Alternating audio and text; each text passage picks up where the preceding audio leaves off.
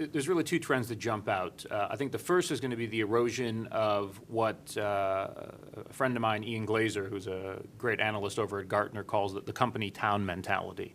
Somebody actually talked about it in an event the White House did on NSTIC back in May, where he used the analogy of the company town to talk about, in the olden days, the company would build the factory, they'd build the houses, they'd build the school, they'd build the general store, they'd build the doctor's office. And we've moved away from that, as it turns out that workers can figure out a lot of these things for themselves. You don't need the company to provide everything. But organizations today on the internet are generally treating their customers through the old company town model when it comes to identity. We need to provision some sort of a credential or an identity to you. We need to be the ones who make that determination.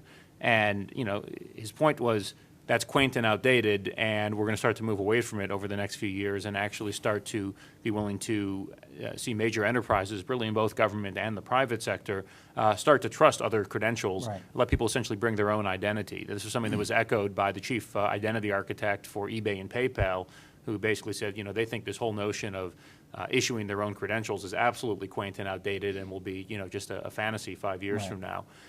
The second thing, just to play off of what Tom and Paul was talking about, is the impact of mobility, and particularly smartphones. When I go back to my days in industry trying to build some of the early smart card-based solutions, one of the biggest barriers was always, man, how are we going to get these people a card, and how are we going to make sure they carry it with them all the time? And as I think I was telling you before the show, I got dressed this morning in the dark so as not to wake my wife and kids. I managed to forget my wallet, so I don't have my cards with me. But I managed to grab my smartphone on the way out. You're seeing that more and more these days. And as Tom's talking about with NFC and some of the work NIST is doing with derived credentials, I said earlier, I don't think my wife's ever going to carry a PIV card, but that's not to say that she wouldn't take the same functionality as a PIV and have it embedded in her smartphone and use that someplace as a model for getting authentication online. The fact that we're all carrying these devices with us right now and tend not to leave the house without them, and that they have all this tremendous power, I think is really going to be a game changer that smashes through that old barrier of how do you get a token in somebody's hands and hope that they bring it with them.